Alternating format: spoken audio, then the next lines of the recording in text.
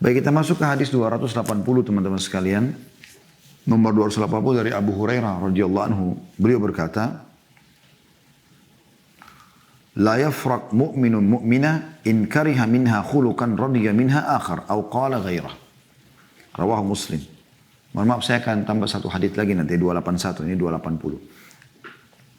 Artinya, janganlah seseorang mukmin membenci seorang mukminah jika dia tidak suka terhadap salah satu akhlaknya, niscaya dia menyukai akhlak yang lain, atau beliau bersabda yang lainnya.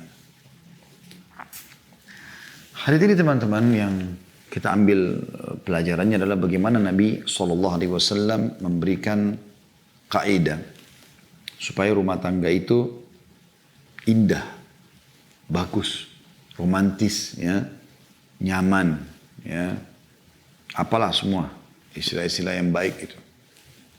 Tentu banyak harus dilakukan, menjalankan hak dan kewajiban masing-masing suami istri, yang benar juga kalau sisi lain memaafkan, yang salah minta maaf, ya.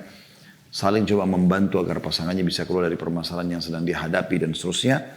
Salah satunya adalah yang perlu kita garis bawahi, rumah tangga itu begitu kita sudah selesai akad nikah sampai kita meninggal dunia, proses ta'aruf sedang berjalan. Maka pola fikir, pola hidup, pola makan, apa saja yang sudah biasa dilakukan oleh pasangan kita, gitu kan? Sekarang ini sedang terjadi adaptasi antara kita dengan dia. Tentu idealnya adalah kalau ada orang, dia begitu masuk rumah tangga, memang dia ingin kenal karakter pasangannya, apa yang disukai, apa yang tidak disukai, kemudian dia segera sosialisasikan dalam rumah tangga. Ini cepat sekali romantis dalam rumah tangganya. Tapi ada orang tidak memang. Ya. Dia malah sengaja membiarkan berjalan seperti air mengalir, kemudian kalau ada permasalahan ribut lah. Tapi akhirnya prosesnya cukup lama. Nah, yang perlu kita garis bawahi adalah kalau ada sifat yang sempurna dari pasangan kita, apapun yang dia lakukan yang kita anggap baik, misal seorang suami itu menemukan istrinya masakannya enak, rumahnya bersih, misalnya biologisnya nyaman, ya, apalah patuh dan segala macam, ini dipuji. Ya. Dan kalau misalnya ada sesuatu yang buruk yang dia lakukan, atau mungkin sesuatu perintah yang belum dikerjakan, maka di sini kita luruskan dan ajak dia atau ajarkan dia supaya dia keluar dari permasalahan itu. Ini juga sama terjadi unsur timbal balik pada Anda para istri. Anda usahakan selalu memberikan support dan dukungan dan pujian terhadap kebaikan suami, apa sajalah yang dia berikan. Kita selalu tonjolkan itu. Kemudian kalau ada hal-hal yang mungkin ya menurut kita masih negatif dan terjadi pelanggaran agama, Anda rangkul dia supaya bisa meninggalkan perbuatan tersebut. Ya. Dan ini cara yang sangat baik gitu. Jangan begitu kita temukan satu sifat buruk lalu kemudian kita langsung ambil keputusan untuk cerai. Kecuali kita sudah luruskan, ingatkan, berurut tidak mau dengar, maka itu berbeda. Kita tidak mungkin habiskan umur kita di situ. Ya. Yang terakhir teman-teman 281. Hadisnya dari Amr bin Al-Ahwas Al-Jushami radhiyallahu anhu bahwa beliau mendengar Nabi SAW pada waktu haji wada setelah memuji Allah yang maha tinggi dan menyanjungnya. Serta setelah memberi peringatan dan memberi nasihat, beliau SAW bersabda, "Ala wastausu bin nisa'i khaira, fa innama hunna awanin indakum, laisa tamlikuna minhunna syai'an ghaira dhalika illa an ya'tina bi fahishatin bayyinah. Fa in fa'alna fahjuruhunna fil madaji'i wadribuhunna darban ghaira mubarrahin. Fa in ata'nakum fala tabu 'alaihinna sabila, ala inna lakum 'ala nisa'ikum haqqan wa li nisa'ikum 'alaikum haqqan. Fahakkukum alaihinna alla yuti'na furushakum man takrahun wa la ya'dhanna fi buyutikum liman takrahun. Ala wa haqquhunna alaikum an tuhsinu ilaihinna fi kiswatihinna wa ta'amihinna." Kata Nabi SAW, perhatikan baik-baik. Tanda seru. Hendaknya kalian saling berpesan untuk berbuat baik kepada kaum wanita. Wahai para laki-laki, perhatikan baik. Suruh berbuat baik kepada para wanita. Karena mereka adalah tawanan-tawanan di sisi kalian. Kalian tidak mempunyai sesuatu pun dari mereka selain itu. Di situ ada footnote nomor 282, yakni selain mencari kepuasan dari istri, penjagaan dirinya dan harta suaminya, serta pelayanan terhadap suami yang harus istri laksanakan. Kecuali jika mereka melakukan perbuatan keji yang memiliki bukti pelanggaran agama. Jika mereka berbuat begitu, jauhi mereka di tempat tidur dan pukullah mereka dengan pukulan yang tidak melukai. Jika mereka telah taat kepada kalian, maka janganlah kalian mencari-cari alasan untuk menyakiti mereka. Perhatikanlah, kata Nabi SAW, sungguhnya kalian mempunyai hak atas istri-istri kalian dan istri-istri kalian juga punya hak atau mempunyai hak atas kalian. Hak kalian atas mereka adalah mereka tidak boleh memasukkan orang yang tidak kalian sukai ke dalam kamar-kamar kalian. Dan tidak boleh mempersilakan orang yang tidak kalian sukai ke dalam rumah-rumah kalian. Perhatikanlah, sedangkan hak mereka atas kalian adalah hendaknya kalian berbuat baik kepada mereka dalam hal sandang dan juga pangan mereka. Hadis ini hasan sahih diriwayatkan oleh Tirmidzi. Hadis ini teman-teman sekalian memberikan pelajaran kepada kita tentang masalah bermuamalah suami istri ya. Secara khusus ini lebih ditekankan suami pada istrinya. Potongan pertama dari hadis adalah ala wastausu bin nisa'i khaira fa innama hunna awanin indakum laisa tamlikuna minhunna syai'an ghayra dzalika illa ya'tini fahishatin mubayyinah. Ini potongan pertama, yaitu perhatikan baik-baik kata Nabi SAW, hendaklah kalian saling berpesan untuk berbuat baik kepada kaum wanita. Karena mereka adalah tawanan-tawanan di sisi kalian. Ya, kalian tidak memiliki satupun dari mereka selain itu. Di sini kita garis bawah adalah sabda Nabi SAW, awanin atau tawanan-tawanan. Kenapa perempuan dikatakan tawanan? Karena di sini ya, dari rumah ayahnya, dia diatur oleh ayahnya kan gitu. Tidak boleh keluar tanpa izin, tidak boleh nikah tanpa izin walinya. Ya. Penisbatan nama kepada ayahnya. Seperti sedang ditawan. Sebenarnya sih ini tanda kutip ya. Karena dia sedang terawasi. Supaya dia tidak salah keluar dari jalur. Begitu juga setelah menikah dia pindah ke rumah suaminya ada peraturan-peraturan. Gak boleh keluar rumah tanpa izin suami. Gak boleh lagi mengenal laki-laki lain. Ya. Karena tidak ada poliandri dalam Islam. Tidak boleh memiliki 2 orang suami. Dia harus menjaga, melayani suaminya, memenuhi kebutuhannya. Kemudian juga dia menjaga harta dan anak suaminya, seperti itulah. Semua itu teman-teman sekalian adalah wasiat Nabi SAW. Itu makna tawanan. Seakan-akan mereka tertawan di situ. Mereka harus menjalankan itu. Tapi tentu setiap muslimah jangan memahami negatif ya. Tapi ini adalah masalah positif. Bagaimana Allah Subhanahu Wa Taala menjaga keadaan anda. 2 keadaan anda selalu aman. Di sini ada walinya, ayahnya, di sini ada suaminya. Gitu. Yang akan selalu melindungi dia, memenuhi kebutuhannya dan seterusnya. Potongan kedua, fa'in fa'alna fahjuruhunna fil mawaji' illa yatina bifahishin mubayyinah, kecuali mereka melakukan perbuatan keji. Kalau mereka melakukan itu maka boikotlah mereka di ranjang dan wadribuhunna darban ghaira mubarrahin. Dan juga pukul mereka dengan pukulan yang tidak berbekas. Nah, ini potongan yang kedua dari hadis. Kalau mereka berbuat keji, perbuatan keji maksudnya dosa, maksiat kepada Allah SWT. Terutama dosa besar kayak zina ya. Dosa besar ini terutama ditekankan masalah zina di sini, perbuatan keji. Karena Allah SWT menggambarkan tentang zina, innahu kana fahisha. Karena dia adalah perbuatan keji ya. Jika mereka berbuat itu, berhubungan gelap sama laki-laki lain, apa segala macam, maka jauhi mereka di tempat tidur. Tunjukkan kamu sedang marah dengan dia. Tetap juga dilakukan, pukullah mereka dengan pukulan tidak melukai.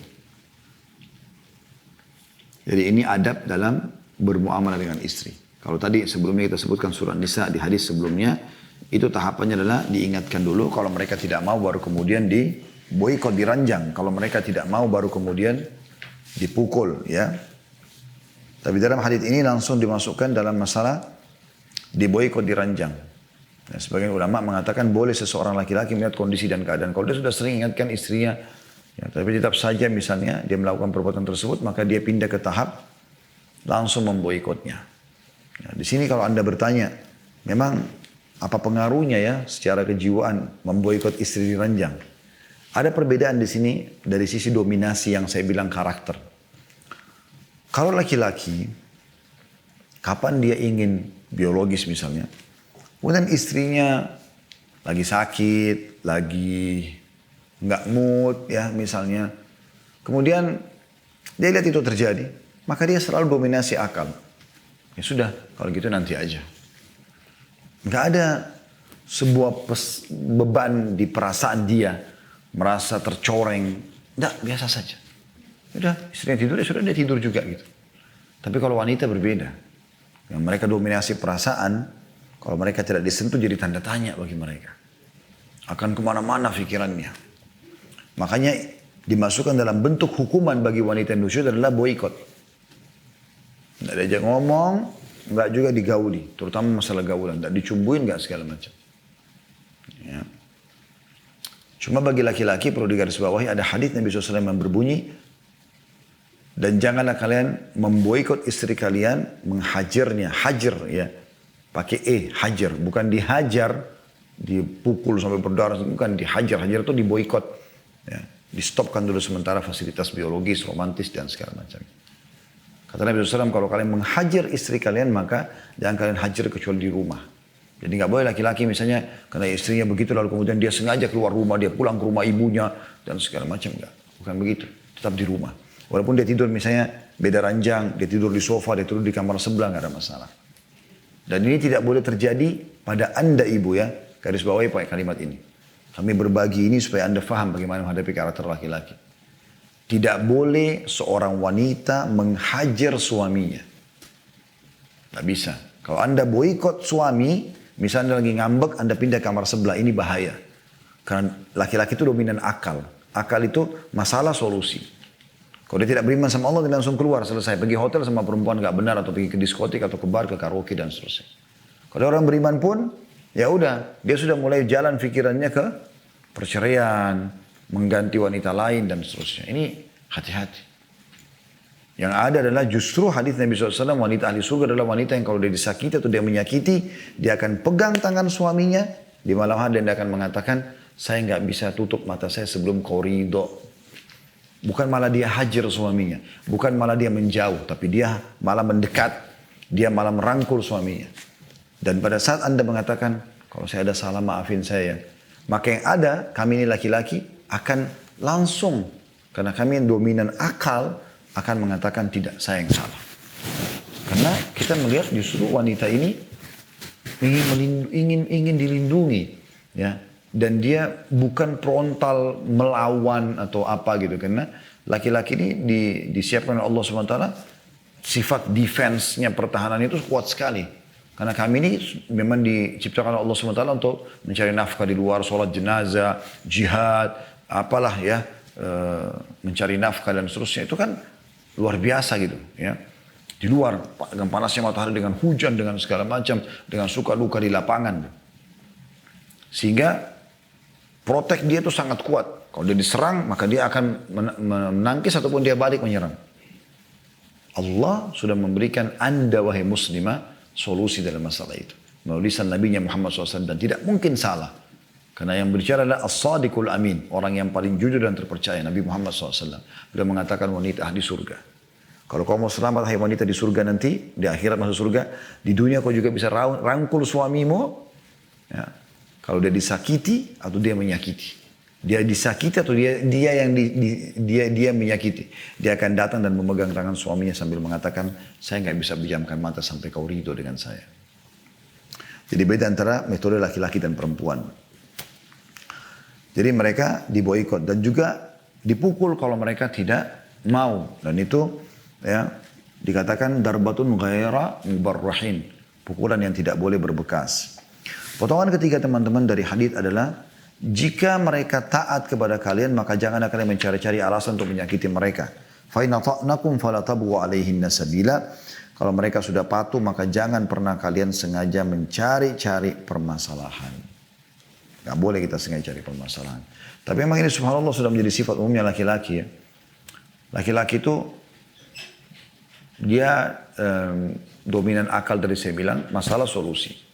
Jadi kalau dia ribut sama istrinya, kemudian ternyata dia temukan ya sudah baikan selesai, maka dia akan coba membuka lembaran baru. Begitu laki-laki. Mereka kadang-kadang pertengkaran ibu sama suami yang sudah 1 tahun, 2 tahun yang lalu, itu udah nggak dikenang sama dia. Walaupun ibu ingatkan, yang mana ya, udah lupa dia. Beda dengan ibu kadang-kadang masih ada sedikit dominan perasaan, jadi ada sedikit tanda dendam di sini. Dan ini harus dihilangkan ya, bukan hal yang positif gitu. Jadi dia simpan semua ya kenangan dengan suaminya yang buruk, lalu dia tampilkan dengan niat setiap saat ada masalah dia akan tampilkan ini buktinya dan ini buktinya. Sehingga keromantisan yang harus ada dalam rumah tangga itu jadi rusak semua gara-gara itu. Ya. Jadi kalau sudah tidak ada masalah, maka sudah selesai, clear, tutup. Buka lembaran baru, kita lupakan yang lalu, kita jalan ke depannya. Potongan yang keempat dari hadis adalah sabda Nabi SAW, perhatikanlah sesungguhnya kalian mempunyai hak atas istri kalian dan istri kalian juga memiliki hak atas kalian. Lalu disebutkanlah hak ya, kalian atas mereka adalah mereka tidak boleh memasukkan orang yang tidak kalian sukai ke dalam kamar-kamar kalian. Ini bahasa kiasan, maksudnya selingkuh ya. Memasukkan laki-laki lain ke ranjangnya. Ya, seperti itu. Dan tidak boleh mempersilahkan orang yang tidak kalian sukai ke dalam rumah-rumah kalian. Tidak boleh terima tamu sembarangan. Walaupun kerabatnya, walaupun orang tuanya si istri harus izin dengan suaminya. Jadi nggak boleh sembarangan. Ya. Dan potongan yang terakhir yang kita ambil, yang kelima dari hadis adalah perhatikanlah, sedangkan hak mereka atas kalian adalah hendaklah kalian berbuat baik kepada mereka dalam hal sandang dan pangan mereka. Makanan, minuman, pakaian, puasin istri itu. Itu bagian daripada syariat Allah Subhanahu wa taala. Ya. Jadi Allah Subhanahu wa taala menekankan sekali laki-laki di dua hal itu. Nafkah yang isinya adalah makanan, minuman, pakaian, transportasi, tempat tinggal semampu dia berikan semua. Kulkas penuh, selalu tidak kekurangan, pakaian juga selalu ada saja, walaupun ada promo mobil ini silakan kasih saja. Dan juga biologis. Ya. Maka dua hal ini, kalau setiap laki-laki memilikinya, maka insya Allah dia akan mendapatkan istrinya patuh pada dia. Dengan izin Allah Subhanahu wa ta'ala. Ya. Jadi nggak usah ada perhitungan dalam masalah ini, kecuali kalau iman dasarnya sudah melampaui batas atau berlebihan. Allahu a'lam.